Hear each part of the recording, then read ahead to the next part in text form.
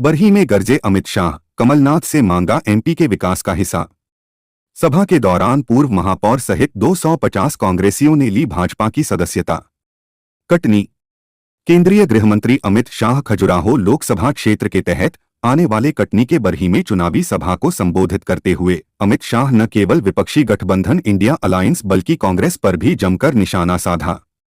इसके पूर्व बरही आगमन पर स्थानीय विधायक संजय पाठक ने गुलाब की बड़ी माला पहनाकर स्मृति चिन्ह भेंट कर श्री शाह का स्वागत किया। श्री शाह ने अपने संबोधन में कमलनाथ और दिग्विजय सिंह पर जमकर निशाना साधा। अमित शाह ने दोनों से सवाल करते हुए पूछा कि जब केंद्र में सोनिया मनमोहन सिंह की सरकार थी तब कमलनाथ आपने 10 साल तक केंद्र में सरकार चलाई, जरा हिसाब दीजिए आपने इन 10 सालों में मध्य प्रदेश के विकास के लिए कितना पैसा दिया। मैं बताता हूं 10 साल में कांग्रेस ने एमपी के विकास के लिए 1,99,000 करोड़ रुपए दिए, वहीं मोदी सरकार ने 10 साल में 7,74,000 करोड़ रुपए दिया। अमित शाह ने विपक्षी गठबंधन इंडिया अलायंस को आड़े हाथों लेते हुए कहा कि घमंडिया गठबंधन कभी देश का कल्याण नहीं कर सकता। घमंडिया गठबंधन जीतता है तो सबसे बड़ा नुकसान ओबीसी का होने वाला है। कांग्रेस ओबीसी विरोधी पार्टी है। मोदी सरकार में ओबीसी के 27 मिनिस्टर हैं, 37% सांसद ओबीसी से हैं और मोदी सरकार ने ओबीसी आयोग का गठन किया है। केंद्र की सभी शैक्षणिक संस्थाओं में 27% ओबीसी को आरक्षण देने का काम भी मोदी सरकार ने किया है। कांग्रेस के 10 साल के राज में जालिया, मालिया, आलिया पता नहीं कौन कौन कश्मीर में आकर आतंक फैलाते थे, लेकिन मोदी प्रधानमंत्री बने तो पाकिस्तान में घुसकर सफाया कर दिया। दुनिया भर में भारत की ताकत बढ़ी है। उन्होंने जनता का आह्वान करते हुए लोकसभा क्षेत्र एवं नरेंद्र मोदी जी विकास देने वाली सरकार बनाने के लिए एक बड़े बहुमत से कमल निशान पर वोट देने आग्रह करता हूं। सभा के दौरान लोकसभा प्रत्याशी वीडी शर्मा ने विजयराघवगढ़ सहित संपूर्ण लोकसभा क्षेत्र के विकास के लिए अनेकों बड़े कार्य किए हैं। विकास की यह अविरल धारा लगातार चलती रहेगी। विधायक संजय पाठक ने कहा कि देश की जनता ने तय कर लिया है कि गरीबों के लिए काम करने वाले एवं देश को तरक्की पर ले जाने वाले नरेंद्र मोदी को 400 से अधिक सीटें दिलाकर सरकार बनानी है। इसके लिए विष्णु दत्त शर्मा को एक बड़े बहुमत से विजयी बनाकर दिल्ली भेजना है।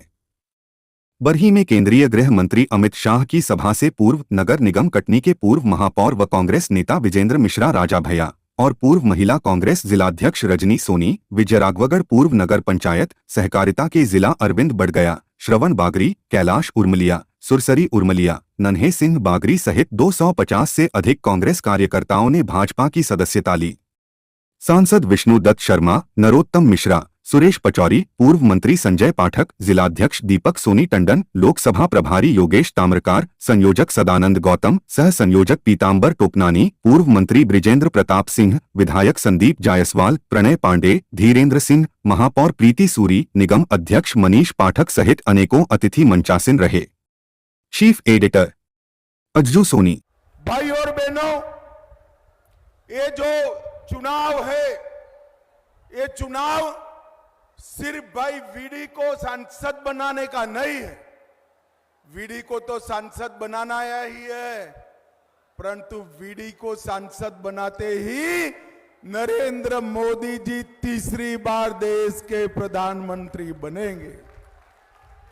वीडी के नाम के सामने कमल निशान पर दबाया हुआ एक एक बटन नरेंद्र मोदी को फिर से प्रधानमंत्री बनाने के लिए आपका समर्थन है। भाई और बहनों, ये कांग्रेस पार्टी ने 70 साल तक जातिवाद, परिवारवाद और भ्रष्टाचार के आधार पर राज किया। मोदी जी ने देश में से जातिवाद, परिवारवाद और भ्रष्टाचार को समाप्त कर दिया। इन्होंने 4 ही जातियां बना दी। पहली जाति गरीब, दूसरी जाति युवा, तीसरी जाति किसान और चौथी जाति माताओं बहनों की, महिलाओं की चौथी जाति बनाकर 4 ही जातियों में देश को बांट लिया। और मित्रों, ये जो जातिवादी पार्टियां हैं, वो जातिवादी पार्टियां आने वाले दिनों में नरेंद्र मोदी जी को परास्त करने के लिए इकट्ठा हुई है। आज मैं बताना चाहता हूं, ये परिवारवादी गठबंधन, उनका उद्देश्य क्या है? महाराष्ट्र में शरद पवार है, उनका उद्देश्य है अपनी बेटी को मुख्यमंत्री बनाना। उद्धव ठाकरे का उद्देश्य है अपने बेटे को मुख्यमंत्री बनाना। तमिलनाडु में स्टालिन का उद्देश्य है अपने बेटे को मुख्यमंत्री बनाना। बंगाल में ममता दीदी का उद्देश्य है अपने भतीजे को मुख्यमंत्री बनाना। और सोनिया जी का उद्देश्य है राहुल बाबा को प्रधानमंत्री बनाना। अब भाई मुझे बताओ, जो लोग अपने बेटे भतीजियां इनके लिए काम कर रहे हैं, वो खजुराहो के युवाओं की सोच सकते हैं क्या? जोर से बोलो, सोच सकते हैं? माताओं की सोच सकते हैं? किसान की सोच सकते हैं? दलित और गरीब की सोच सकते हैं क्या? दलित और गरीब का अगर कोई सोच सकता है तो केवल और केवल नरेंद्र मोदी सोच सकते हैं और कोई नहीं सोचता। भाई और बहनों, ये सारा जो घमंडिया गठबंधन इकट्ठा हुआ है, ये पूरा का पूरा गठबंधन, इंडी अलायंस, ये भ्रष्टाचारियों का जमघट है। ये भ्रष्टाचारी सारे एकत्रित आए। 10 साल तक सोनिया मनमोहन ने सरकार चलाई, 2004 से 14 तक, और 10 साल में 12 लाख करोड़ का घपला घोटाला भ्रष्टाचार किया है। यहां पर कमलनाथ और बंटाधार ने भी कुछ बाकी नहीं रखा। मैं आज उनका पूरा कच्चा चिट्ठा लेकर आया हूं, मैं पढ़ना चाहता हूं। आप सहमत हैं तो मेरे साथ बोलना, भ्रष्टाचार किसने किया? तो कांग्रेस पार्टी ने। बोलिए भैया, कोल ब्लॉक का घोटाला किसने किया? जोर से बोलो, किसने किया? कॉमनवेल्थ का घोटाला किसने किया? 2G घोटाला किसने किया? शारदा चिटफंड किसने किया? सेबों की बिक्री का घोटाला किसने किया? INX मीडिया का घोटाला किसने किया? एयरसेल मिक्सिस का घोटाला किसने किया? अंतरिक्ष का घोटाला किसने किया? लैंड फॉर जॉब का घोटाला किसने किया? जम्मू कश्मीर क्रिकेट एसोसिएशन का घोटाला किसने किया? एम्ब्रायर डील का घोटाला किसने किया? ऑगस्टा वेस्टलैंड हेलीकॉप्टर का घोटाला किसने किया? ये 12 लाख करोड़ के घपले घोटाले करने वाली ये भ्रष्टाचारियों की जमात है। अब जेल में जा रहे हैं, छातियां पीट रहे हैं, हमें ये कर दिया, हमें वो कर दिया। मोदी जी ने 2014 में आने के पहले देश की जनता को वादा किया था, एक एक भ्रष्टाचारियों को चुन चुन कर जेल की सलाखों के पीछे भेजेंगे। मुझे बताओ खजुराहो वालों, ये भ्रष्टाचारियों को जेल की सलाखों के पीछे डालना चाहिए या नहीं डालना चाहिए? जरा जोर से बोलो, डालना चाहिए या नहीं डालना चाहिए? मैं आज खजुराहो की धरती पर कह कर जाता हूं, 12 लाख करोड़ रुपया, 12 लाख करोड़ रुपया देश के गरीबों का है, युवाओं का है, माताओं का है, किसानों का है। पाई पाई लौटानी पड़ेगी और जिन्होंने चोरी की है इसको जेल में जाना पड़ेगा। भाई और बहनों, मोदी जी ने 10 साल तक सरकार चलाई। 10 साल में मोदी जी ने करोड़ों गरीबों का कल्याण करने का काम किया है। मोदी जी ने सिर्फ 10 ही साल तक, कांग्रेस 50 साल तक जो नहीं कर पाई वो मोदी जी ने किया है। इस देश के 13 करोड़ से ज्यादा किसानों को किसान सम्मान निधि हर साल 6,000 रुपया और मध्य प्रदेश में करीब करीब 1 करोड़ किसानों को 6,000 रुपया भेजने का काम नरेंद्र मोदी जी ने किया। मध्य प्रदेश के अंदर 70 लाख से ज्यादा घरों में पीने का पानी पहुंचाने का काम नरेंद्र मोदी जी ने किया है। 4 करोड़ से ज्यादा गरीबों को 5 लाख तक का सारा स्वास्थ्य का खर्चा बड़े से बड़ा ऑपरेशन आ जाए वो उठाने का काम नरेंद्र मोदी जी ने किया है। 80 लाख माताओं को घर में शौचालय देने का काम किया है और 5 करोड़ 40 लाख लोगों को हर महीना हर व्यक्ति 5 किलो अनाज फ्री ऑफ कॉस्ट कोरोना हुआ तब से देने का काम नरेंद्र मोदी जी ने किया है। 88 लाख माताओं को गैस का सिलेंडर दिया और इसके साथ साथ 82 लाख घरों में गैस का चूल्हा देने का काम नरेंद्र मोदी जी ने किया है। भाई और बहनों, आज मैं खजुराहो शहडोल आया हूं, तब मुझे बताओ कितने लोगों को कोरोना का वैक्सीन लग चुका है? जरा हाथ ऊपर करो तो। सबको दोनों लग गया है ना? 4 आना भी देना पड़ा है क्या? जरा बोलो तो बहनों, 4 आना भी देना पड़ा है? मोदी जी ने 130 करोड़ लोगों को कोरोना का दोनों वैक्सीन लगाकर कोरोना से भयमुक्त करने का काम नरेंद्र मोदी जी ने किया है। माताओं, भाइयों, बहनों, एक घमंडिया गठबंधन कभी देश का कल्याण नहीं कर सकता है। मुझे बताओ, ये कश्मीर जो है भाई, ये हमारा है या नहीं है? जोर से बोलो, है या नहीं है? आपका है या नहीं है? ये कांग्रेस पार्टी कहती है मध्य प्रदेश राजस्थान वालों का कश्मीर से क्या लेन देन है? अरे आप नहीं जानते हो, ये पूरे देश की एक एक जमीन मध्य प्रदेश वालों की है और मध्य प्रदेश की एक एक जमीन पूरे देश की है। आपको मालूम नहीं है खड़गे साहब? मुझे बताओ, धारा 370 जानी चाहिए थी या नहीं जानी चाहिए थी? जोर से बोलो, जानी चाहिए या नहीं जानी चाहिए?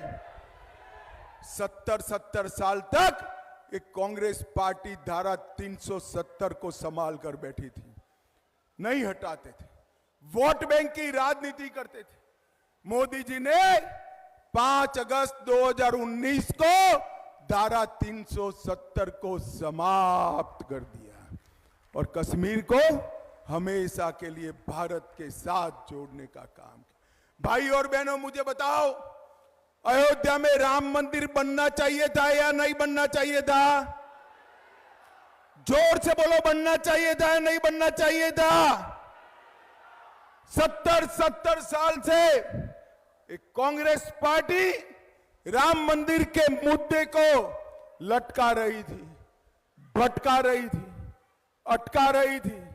मोदी जी ने 5 ही साल में जजमेंट भी लाया, भूमि पूजन भी किया और 22 जनवरी को रामलल्ला को प्राण प्रतिष्ठा कर कर अपने मंदिर में विराजित किया। 17 तारीख को रामनवमी है। माताओं, भाइयों, बहनों, युवाओं, इस 17 तारीख को 500 साल के बाद रामलल्ला अपना बर्थडे अपने भव्य मंदिर में मनाने वाले हैं। पूरे देश को इसका आनंद है। और ये देखिए, कांग्रेस पार्टी, राहुल बाबा, सोनिया गांधी, खड़गे जी, राम मंदिर बनाया तो नहीं, मोदी जी ने बनाया और निमंत्रण भेजा तो निमंत्रण का स्वीकार भी नहीं किया। रामलल्ला के प्राण प्रतिष्ठा का बहिष्कार किया और जो लोग रामलल्ला के दर्शन करने गए उनको पार्टी से निष्कासित कर दिया, पार्टी से निकालने का काम किया। मित्रों, ये लोगों ने वोट बैंक की राजनीति करी है। ये लोगों ने आतंकवाद को सर पर चढ़ा कर रखा था। मैं आपको बताने आया हूं, 10 साल तक सोनिया मनमोहन सरकार थी। पाकिस्तान से हर रोज आलिया, मालिया, जमालिया हमारे देश में घुस जाते थे और बम धमाके करते थे, कोई ऊफ नहीं करता था। मोदी जी की सरकार आई, उनको लगा अभी भी कर सकते हैं, उरी और पुलवामा में किया, मगर इस बार नरेंद्र मोदी सरकार थी, कांग्रेस सरकार नहीं थी। 10 ही दिन में पाकिस्तान के घर में घुसकर सर्जिकल स्ट्राइक और एयर स्ट्राइक कर आतंकवादियों का सफाया करने का काम नरेंद्र मोदी जी ने किया। मुझे बताओ भाइयों बहनों, सीए जो शरणार्थियों को नागरिकता देता है, वो सभी हिंदू बौद्ध शरणार्थियों को नागरिकता देनी चाहिए या नहीं देनी चाहिए? जोर से बोलो, देनी चाहिए या नहीं देनी चाहिए? इसका भी कांग्रेस पार्टी विरोध कर रही है। भाइयों और बहनों, इन लोगों को तुष्टीकरण की राजनीति के अलावे कुछ सूझता नहीं है। मैं आज जब यहां आया हूं तब पूछना चाहता हूं, कमलनाथ जी, श्रीमान बंटाधार, आप अगर सुनते हो तो मेरी बात का जवाब देना। 10 साल तक आपने केंद्र में सरकार चलाई, 2004 से 14 तक मध्य प्रदेश के विकास के लिए कितना पैसा दिया, जरा हिसाब किताब दो मध्य प्रदेश की जनता को। भाई देना चाहिए या नहीं देना चाहिए? जोर से बोलो, मांगना चाहिए या नहीं मांगना चाहिए? वो नहीं देंगे, मगर मैं लेकर आया हूं। दे दूं क्या हिसाब? दे दूं भाई? ध्यान से सुनिएगा, 10 साल में कांग्रेस पार्टी ने मध्य प्रदेश के विकास के लिए 1,99,000 करोड़ रुपया दिया। कितना दिया? 1,99,000 करोड़। और मोदी जी ने 10 साल में मध्य प्रदेश के विकास के लिए 1,99,000 के सामने 7,74,000 करोड़ रुपया देने का काम किया। 4 गुना पैसा मध्य प्रदेश के विकास के लिए नरेंद्र मोदी जी ने दिया है। इसके अलावे 86,000 करोड़ रुपया सड़क के लिए, राष्ट्रीय राजमार्गों के लिए अलग दिया, 94,000 करोड़ रुपया रेलवे के लिए अलग दिया, और 2,000 करोड़ रुपया एयरपोर्टों के उत्थान के लिए अलग से दिया। 1,82,000 करोड़ रुपया दूसरा देने का। लगभग 10 लाख करोड़ रुपया हर साल 1 लाख करोड़ रुपया भेजने का काम ये भारतीय जनता पार्टी की सरकार ने किया है। भाई और बहनों, अगर एक घमंडिया गठबंधन जीतता है तो आने वाले दिनों में सबसे बड़ा नुकसान ओबीसी का होने वाला है। एक कांग्रेस पार्टी ओबीसी विरुद्ध पार्टी, ओबीसी की विरोधी पार्टी। काका साहेब कालेलकर कमीशन का रिपोर्ट हो या मंडल कमीशन का, दोनों दबाकर रखा। नरेंद्र मोदी की गवर्नमेंट में 27 मिनिस्टर ओबीसी है, 37% सांसद ओबीसी है। मोदी जी ने ओबीसी आयोग का गठन किया और इसके साथ साथ मोदी जी ने केंद्र की सभी शैक्षिक संस्थाओं में 27% का आरक्षण ओबीसी के लिए देने का काम नरेंद्र मोदी जी ने किया है। माताओं, भाइयों और बहनों, ना एक गरीब का कल्याण कर सकते, ये ना मां नर्मदा की सेवा कर सकते, ना ये जंगलों का रक्षा कर सकते, ना ये सीमाओं को सुरक्षित कर सकते। उनका पूरा का पूरा ध्यान अपने बेटों बेटियों में है और नरेंद्र मोदी जी का पूरा ध्यान खजुराहो की जनता के विकास के लिए है।